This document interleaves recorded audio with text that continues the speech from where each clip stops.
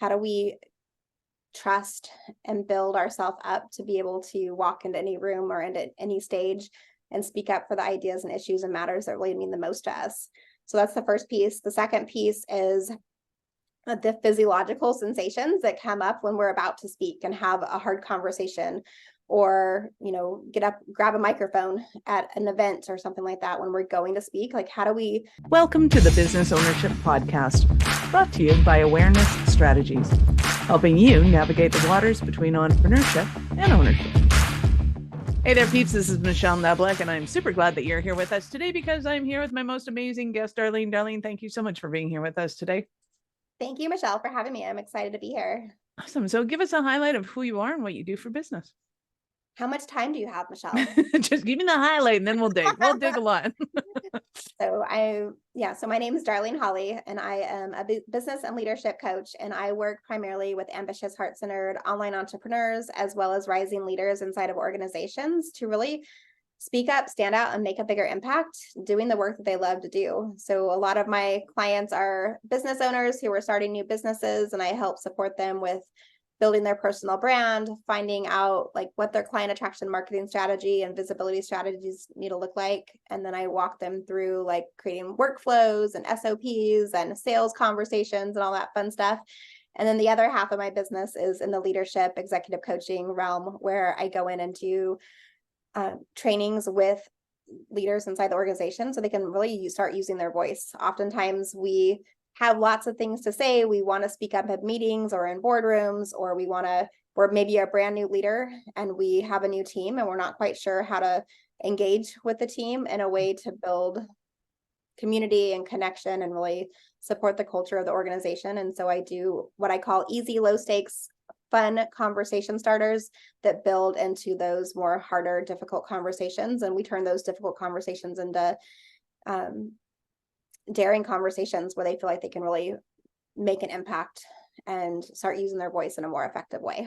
Nice. And we'll totally get into all of that in a little bit, but let's back up the bus for a second here. How did you get into leadership as your thing?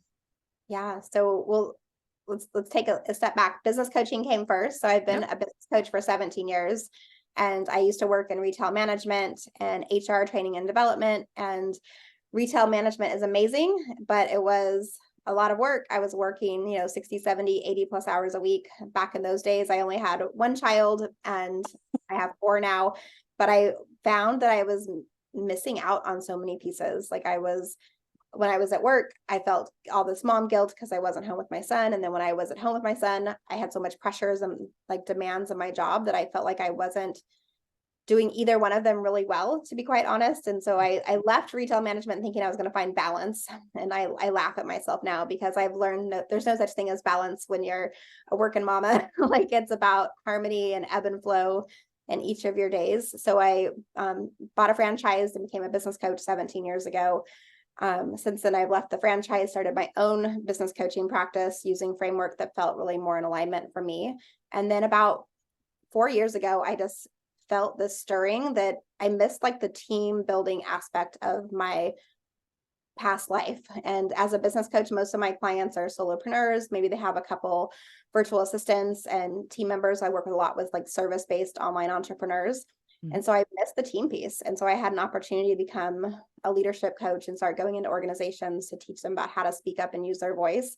And I started running with it. And I have so much fun now going in with organizations and helping support, the leaders on their teams to really start to communicate with more confidence and clarity. Nice. I love it. So let's get into the framework of kind of how you do what you do and what makes you different than others. Yeah. So, all of us have our own unique special gifts, right? Like I think that's one of the things that makes each of us stand out is we all have different skill sets, life experiences, different backgrounds. And so the framework I teach when it comes to organizational leaders is a framework called Step Into Your Moxie. And it's really based off of a vocal empowerment system that has 5 different pieces of components to it. So the first one is your inner critic. All of us have that inner critic that loves to tell us, who am I to be here in this room? Who am I to speak up and use my voice? Am I worthy enough? Do I belong here? Right? We've had those dialogues. It always makes me think of cartoons, like where the little angel was on one shoulder telling you that you're amazing, you've got this, like keep going, keep doing it. But then that devil was on the other side, like pulling us down. And so I really work with my clients on that first step to tame their inner critic. How do we trust and build ourselves up to be able to walk into any room or into any stage and speak up for the ideas and issues and matters that really mean the most to us? So that's the first piece. The second piece is the physiological sensations that come up when we're about to speak and have a hard conversation, or get up, grab a microphone at an event or something like that. When we're going to speak, like how do we notice those sensations? And our body feels like excitement and scared feel the same in our bodies. So how do we use that energy to really motivate us to speak up? And how do we calm the shaky hands or the quavery voice and different things like that? Or I used to always joke, like sometimes it's like we're sweating too much and we're like, oh my gosh, I'm sweating in places I didn't even know I could sweat. Like I'm so nervous. But how do we take those physiological sensations and really calm them down? The third piece is your messaging. How do you just speak in a clear, concise way that allows people to take notice that you're speaking? They are paying attention to what you're saying and how you're saying things. The fourth is your presence. And that's really like, how are you confidently showing up to communicate that conversation? I like to think about like standing hips, like shoulder length apart, your shoulders are back, like your arms are open, and you're speaking like just from a confident place, like your presence is known. And then the fifth piece to it is really, when you are speaking, are you calling people to take action? How are you moving them forward?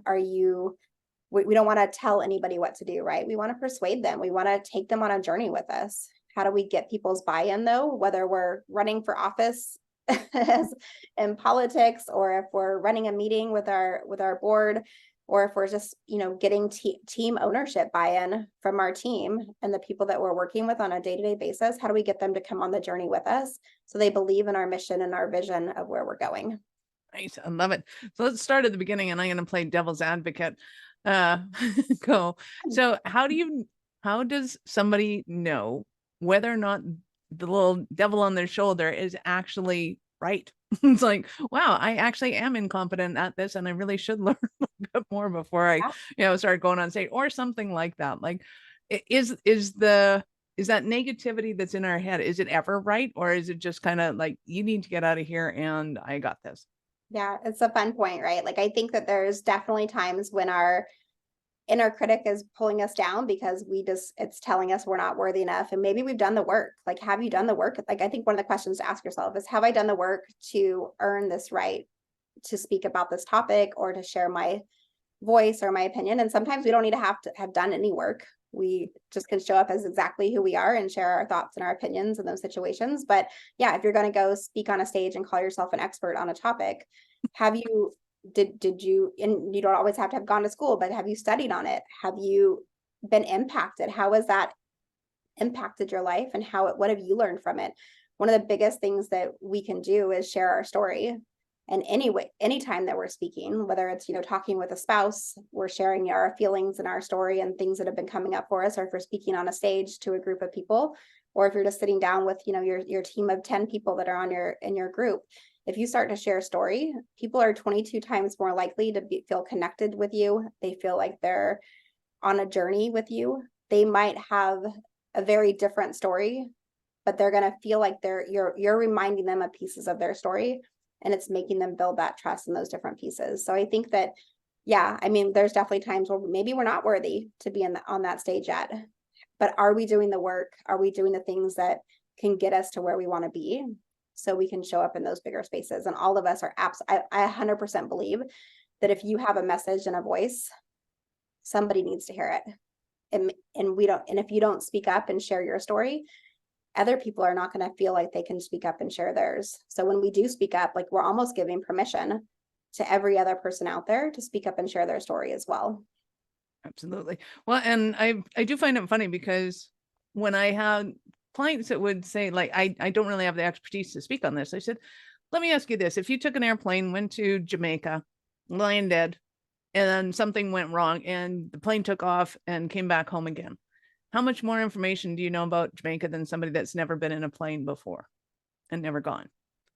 They're like, well, infinitely. It's like, exactly. So the fact that you have a story to tell the story, and then people will kind of go, oh, okay, so it's kind of like, and whatever experience they may have had that can connect with you, because I think people in the audience are always looking for that connection, right? It's yep. And can you be like 1 or 2 steps ahead of them? That's all that you need to be in most situations. It's like, I just need to be 1 step further than where you're at, so I can tell you what I've done so far to get to this point. And while you're doing that step, I'm going to go figure out the next step so that I can continue taking you with me, right? Exactly. Go figure out why that plane didn't land and go check it I out again. I don't know that I want to get into the mechanics of the plane thing. I might not get us back if it's because like the pilot get us back and you're going to ask me to jump in the driver's seat. Yeah. I know my limits, but at least we'll get on another plane. If someone's able to speak up and say, I'm not sure if this pilot should fly us anymore, I'm very happy to use my voice and insert it in that place. That's awesome. So when it comes to messaging and what people want to be able to say, how do you help them to articulate that?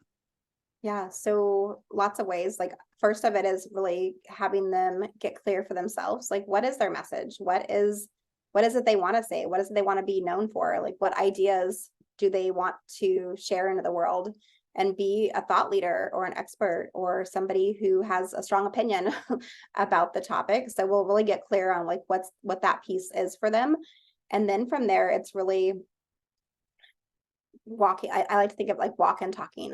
How do we practice embodying what it is we want to say? So a lot of my clients will come to me and we do a ton of role play and improv and experiential learning and the work that I do with them, whether it's one-on-one through like my executive coaching or my business coaching side, or if I'm coming in to work with a team.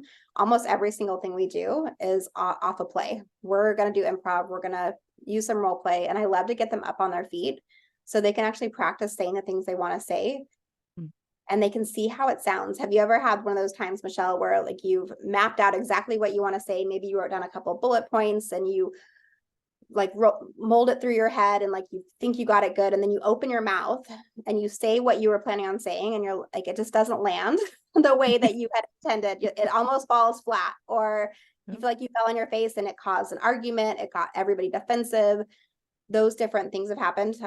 I know I've had those moments. I don't know if you know, but when we take away some of those pieces and we give ourselves permission to say things out loud and be like, hey, Michelle, I have to have a hard conversation with a coworker later today. Do you mind if we role play what that conversation might look like? Like, you can do this with anybody, right? Like, ask a spouse, ask a colleague, a business partner, the guy at Starbucks. I don't know, like anybody. Anybody other than the person that you have to have that conversation with later. But practice having that conversation out loud. It does something internally for us. It makes us feel more confident. We take away some of those sensations that might be coming up, and we feel more empowered. And even if we have, a little bit of the jitters when we do get into that conversation right before we have it, our body remembers what it was like to speak that question out loud, or to share that statement or your concern or your thoughts or opinion in that moment. And so it alleviates some of that pressure because our body just falls into alignment and we can show up and not have to be so stuck in our head because our body's going to do the hard, heavy lifting for us. And so I think that, if we're communicating in those ways and we're practicing, and then I think part of it too is when we have to have difficult, hard conversations, how often do we surprise the other person that we're fuming, or we've got all these thoughts and feelings coming up and we're going to go have this conversation, right? The other person sometimes has zero idea that they've upset us, that they did something wrong, that whatever the situation is, right? And so it's better for us, actually. One of the things that I work with my clients when we're going into those difficult conversations is to set ourselves up for success and be like, hey, Michelle, you said something yesterday during the team meeting that's didn't really set well with me. Do you mind if we meet tomorrow morning at 10 o'clock for coffee? And so we can discuss this and I can share a little bit about what I'm thinking and learn more about where you were coming from with it. I don't have the conversation right now. Yeah.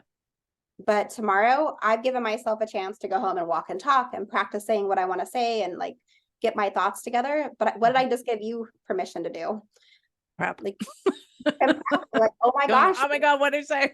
Darlene wants to talk to me about, I said this thing at the meeting, and now it gives you a chance to think about like, what did you say? How do you want to respond? And then we go into that conversation. So tomorrow at 10 o'clock when we meet, we both have had a chance to think about it. Nobody's caught off guard. Nobody's surprised. Now we're both panicked.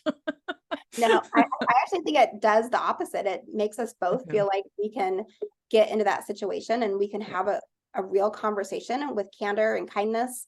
And then we can, both grow and move forward from there. I mean, yeah, we don't know what tomorrow is going to look like yet when we have that conversation, but this works great with spouses, right? Or partners or family members. Like, how many times have we, said you left your socks on the floor again, like, and I'm going crazy because of it. Like, we just go into that mode and we're screaming and we're upset, and then nobody's happy, and then everybody's like ignoring each other for the rest of the evening. But if we like had a real heart-to-heart conversation and we planned it and we really shared what was coming up for us, it changes that dynamic. It just allows for better communication. And it can be, with other leaders inside the organization, other collaboration partners as a business owner, or whether it's your spouse or kids. Like, I just think communication it can be so tricky. Yet we can give ourselves some tools and some support. We can make those conversations so much more smoother. Absolutely. Well, and you bring up you brought up a ton of excellent points, but one that people think that they're perfect communicators, or that just because I've said something, I've said it the way I want to say it. And that's almost never true. So being able to give yourself that opportunity to be able to practice something and to, foul it up or whatever, and then, kind of garner the savvy conversation that we actually want to have, and go, okay, can I just get this conversation out to somebody that doesn't care, wasn't there, they're not emotionally involved in this conversation. So you can get out what you wanted to say, and then move on to, okay, what do you really want to say and what's really important to you in this? Because a lot of times the thing we want to say, the explosion that comes out, is almost never really what the point of that conversation is, and doesn't get us a resolution that we really want. Yeah. And then it just gets heated emotions going. And then nobody needs that. We already have enough in our worlds like going on. We're already, most people will say they're over busy, they're overwhelmed, they're burnt out, they're tired, they're stressed. And if we can alleviate any of that by just communicating what we actually need and what we want in those moments, instead of, letting all the emotions come fuming out, it makes for a better world, a better workplace, a better business environment. Well, even in a presentation, and when it's not a blowout, oftentimes I'll come up with something of, this is what I want to say. And then when I articulate it out loud, it's like, well, okay, that doesn't even really make sense here. They need a more fundamental information first before we can get there. So that practice element allows people to say and articulate what they want to say, even in a presentation. So do most people that you're working with know what they want to say when they're doing presentations, or like, are they given content and say, here, you have to go and talk about this? Or are they like, I don't know, I'm supposed to do a monthly meeting and I have no idea what I'm going to say in these things? It depends, especially my business owners. Like, usually they're doing presentation on either a topic, a signature workshop that they're using as a visibility opportunity to grow their business. And so we map that out from, the opening story they're going to share all the way through like how they're going to close out the presentation, and they practice it. Like, I have my clients practice, especially if you're giving a presentation, you want to practice for about a minute or for about an hour for each minute that you're actually going to be speaking, which can feel like a lot. But the more you embody that talk, and we're not going for memorization, we're really just going for kind of like the flow of the conversation. And, you don't want to have it word for word, but you want to be able to know where you're going next and where you're taking the people during the presentation. If you're doing a workshop and your goal is to get people to sign up for your newsletter list, or if your goal is to get them to schedule a free discovery call so they can learn or they can explore what working together might look like. Like, you want to have a method to your madness when you're doing that presentation.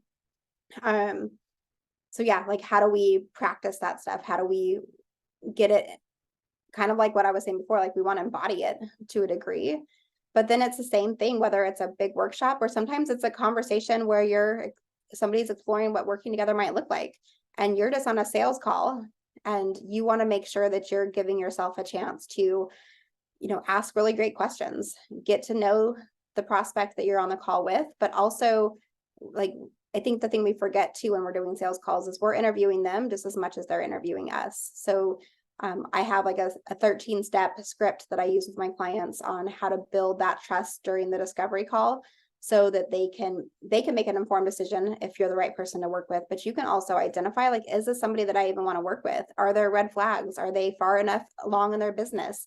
Do they have the things already, like, say you're a web designer and you are going to build a website for somebody. If you don't know that they truly have like all the written copy written for the website, they already have professional photos, they know what fonts and colors they want to use. Like, you could quote something that's not even really realistic because you didn't ask and you didn't do the due diligence to make sure you have everything you need. So what questions do you need to ask so you can set yourself up for success when you're moving people through your sales process?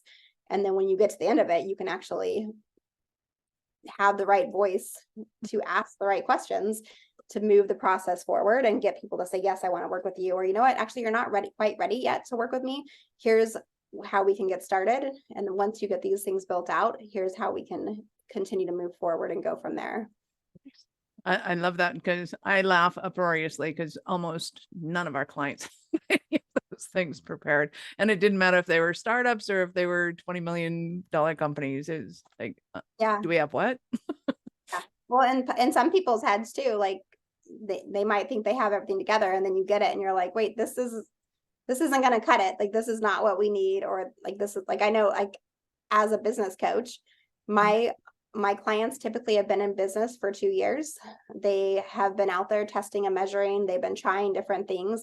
They're usually struggling with that, with the consistency piece. They're getting a sale here and there, but it's not enough to provide their income coming in, consistently each month. Most of my clients, when they first start, maybe they're making a couple $1,000s here and there, but after 6 months of working together, they're making 3,000 to 6,000, and they feel like they can provide for their family now. When they first come in, they feel like they have a wild hobby that's not producing the income that they need. And so, we walk through a lot of steps. And if they've actually been out there testing and measuring and trying different things, I have a lot more resources, and we can go from there easier to build them into that consistent, stable business.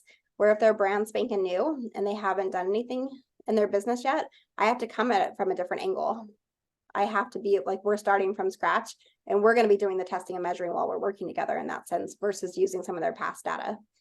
And I can work with both, but it looks different. My approach for how I'm going to work with them is completely different. I love it. So who would you say is your favorite client to work with, or your ideal client in kind of in concept? Yeah. So I think some of my favorite clients to work with are coaches as well. Typically they are doing some kind of speaking or life coaching. Sometimes they're doing business coaching, but typically they are somebody who is super passionate about the work that they're going to do. They get lit up when they get clients that say yes, because when they're in their element, they really are truly shining, and they know how to help and support those people. And so when someone's and then I think part of it too is they want to make an impact in the world. Like, I love to work with people who want to be a part of leaving a ripple effect into our universe, making an impact, leaving a legacy. And so it's people that are just really passionate about showing up, having fun, being playful, being willing to look a little bit silly, so they can really use those as building blocks to really stand out and make an impact in the world. Love it. So can you give us an example of a Cinderella story of one of your clients? Oh yeah, let's see. I'm gonna call her Regina. This is not her real name, but I worked with Regina. Let's see, it was about a year and a half, probably about 18 months ago now, and she came in needing some support with her marketing and her visibility. She was struggling. She hadn't had a sales call in like 9 months, and she's like, I love my business. I'm creating all this content. I'm showing up all of the places and putting things out in the world, but nothing is bringing clients in.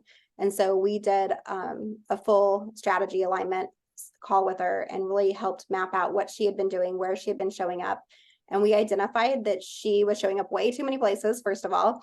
I encourage most of my clients to be visible in like 3 to 5 different strategies, and she was doing like 20. Wow. So we narrowed down that she really was doing well with speaking. She loved to use her voice. She hated video, but she loved to speak and she loved to show up in those different ways. And so we identified her. She started doing podcast interviews. She started speaking on stages locally in our community. And she was noodling on starting her own podcast as well. She actually decided not to do that one. But I checked in with her about 6 months after we had worked together, and she had booked herself on 20 different stages to speak within like 2 hours of her house. And she had been on, I think, like 30 different podcasts, and she consistently was bringing in consistent money and closing like 60% of the people that were scheduling calls for her. And Nice. and it was huge because she was doing all the things, and it wasn't even sometimes really that she wasn't doing any of it right. It was just, she was spreading herself so thin. She was trying to do so much. She wasn't doing any of it effectively. So when we really got her just to hone in on networking in person and speaking on stages in her local cities and doing podcast interviews, like she didn't have to worry about all the other noise that was happening. And I think that's one of the most important takeaways. Like we don't have to be all things to all people. Like really find a couple strategies that light you up and excite you, that you can put yourself out there every single week doing, and trust that the people that are meant to hear your message are going to be in those spaces. And then have a really strong call to action at the end of it too. Like that was one of the pieces that we worked on, is having that call to action that really allowed people to go, "Ooh, I do want to talk to you more. I want to learn more." So they downloaded our free gift. She was nurturing them through her email list. And then when they were ready, she was able to get them on discovery calls and close them into clients. Love it. So what are some of the struggling issues that somebody might have that they're thinking, "Oh my God, Darlene, I need you so badly"? What kind of things are they struggling with? There you go. Typically, it's the messaging piece, not feeling like they're really clear and how they're communicating what it is that they do and how they support their clients. So a lot of times we'll do a full messaging assessment. I'll look at their websites. I'll listen to past podcast interviews and YouTube videos they have, like whatever content they've created. Maybe it's articles for magazines, different things. And we'll look at their message and we'll see if it's clear and concise and if they're really staying in their lane. I have all of my clients create like a framework for their business so they can know if they're talking about things that they really want to be known for. And so once we do that, it really helps them stay on track and on target to have clear messaging, but then also talking about things that really are going to lead to the work that they're actually doing. I always joke, like if I'm a business coach and I'm talking about, your ideal clients and your niche and your messaging and your offer and your visibility strategies and your sales conversations, and then tomorrow I start talking about cats doing yoga, most of you are going to be like, "That's cool, Darlene. That's a cool cat doing yoga." Like, but what does that have? Like, there's no through line for our business, right? So, and I see this happen often. People will start talking about lots of different random things, but there's not a through line connection to actually how they're supporting, like what their offer is and how they're actually supporting their clients.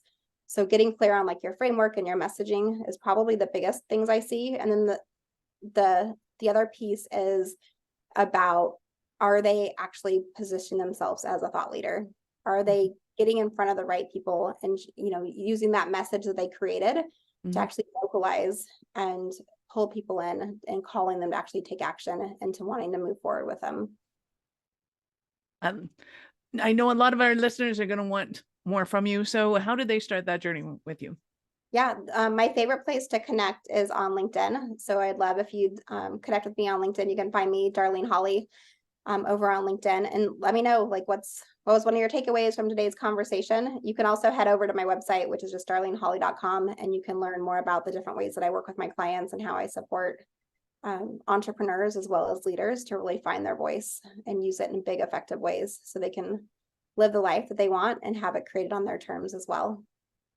And we will, of course, have all of Darlene's links in the show notes. So go ahead and scroll down, click on the links, and don't open up in a new browser because we're not done yet. So Darlene, I get to ask you, at what point in life did you know that you were especially kind of crazy enough to think that you could become an entrepreneur? It's funny, when I was interviewing to buy the franchise to start my business, I didn't know what a business coach was. I didn't know what a business coach was. I didn't even know what a coach was. And this was 17, 18 years ago at this point.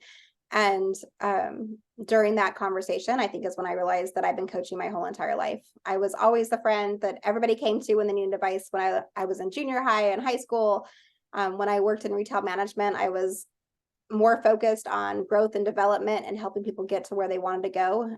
My mom would have probably said I was nosy. I call it curious. I love to ask lots of questions, to dig deep and really get people thinking about different things in different ways. Fantastic. You have been absolutely awesome. Any last words for our peeps? Yeah, last words is go out there and have some fun. Like, practice using your voice in some of the easiest, funnest ways you can possibly find. And from there, build up into those harder conversations. The more we practice, it doesn't always necessarily get easier using our voice in scary situations, but the more that we do it, the more confidence we build and the more easier we show up into those moments. And we just need to start trusting ourselves that we're going to be able to speak the message that somebody else needs to hear. And your voice matters and your story matters. So keep going, keep doing it. Don't stop. Thank you so much for your time. I appreciate it. And I know how valuable it is. Thanks, Michelle. Awesome. Peeps, this is Michelle Nedelag. Thank you for being here with us today. Be sure to subscribe to the show and share it with your friends. We love helping entrepreneurs grow. Are you running a business over 7 figures but still struggling with technology headaches? Pay attention, you do not want to miss this offer. This podcast episode is brought to you by Awareness Strategies, who is offering a custom-built digital adoption roadmap for anyone running a business over 7 figures who's wanting to grow their business in the next 5 years. And it's not just a roadmap, they offer full implementation as well if that scares the out of you. Check out awarenessstrategies.com/roadmap for more details today. The link's in the show's notes. Don't regret not doing this. Do it now. That's awarenessstrategies.com/roadmap.